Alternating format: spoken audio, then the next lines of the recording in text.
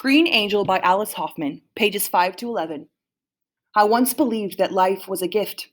I thought whatever I wanted I would someday possess. Is that greed or only youth? Is it hope or stupidity? As far as I was concerned, the future was a book I could write to suit myself, chapter after chapter of good fortune. All was right with the world, and my place in it was assured. Or so I thought then.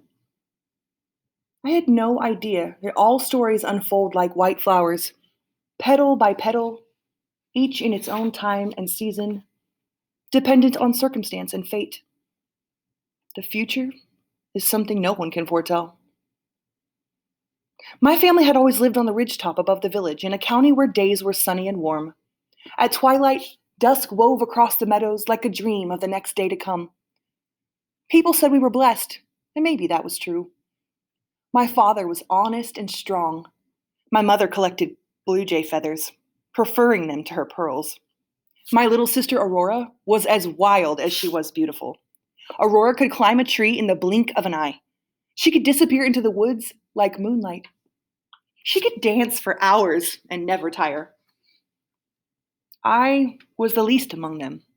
Nothing special, just a girl. I was a moody, dark weed. Still, they called me Green because of my talents in the garden. My mother was the one who taught me everything I knew. To bury old boots beneath peach trees to ensure they'll bear the sweetest fruit. To douse roses with vinegar water to chase away beetles. To plant when the moon wanes and harvest when it is on the rise. My sister Aurora could never sit still and pay attention. She chased after frogs. She trailed her prettiest dresses through the mud. She stole apples from our neighbor's orchard. She laughed so hard whenever her snappy little terrier Onion danced on his hind legs, we thought she'd never come to her senses. Aurora didn't listen to a word my mother said. We all knew she couldn't stay in one place any longer than Moonlight could.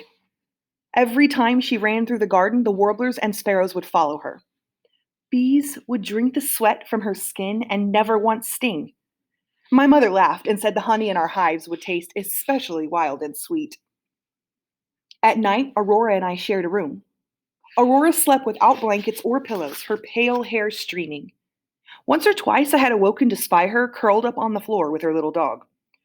As she dreamed, white moths hovered above her, more drawn to her than they were to the moon or to the lantern my father kept on the porch, a beacon signal to anyone who might lose his way in the woods. Aurora was made out of laughter and moonlight, but I was nothing like that. Unlike my fearless sister, I was afraid of blackbirds and thunder. I couldn't get a good night's sleep unless I had 3 feather pillows under my head and 2 down quilts covering me. But I was the one who could sit in the garden for hours unmoving as I watched seedlings unfold. I was Green, with my long dark hair and my endless patience, a weed who grew too tall. I was Green, who never smiled at anyone, who preferred roses and asparagus to people. I was shy and ill at ease, uncomfortable with girls my own age, unwilling to talk to the boys at school.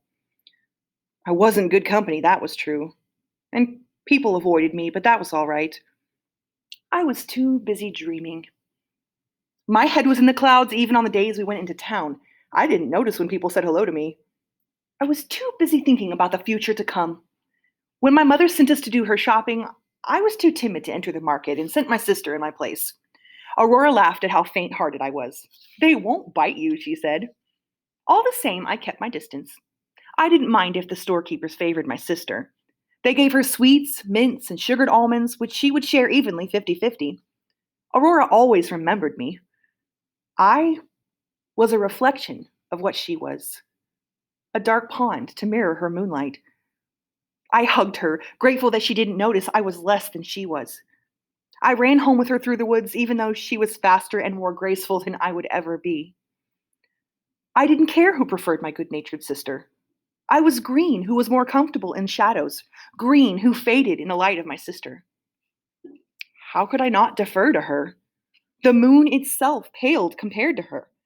Even the white moths would rather circle around her than fly into the sky up above. But I knew how to listen. I was the one who paid attention to the lessons my mother taught us.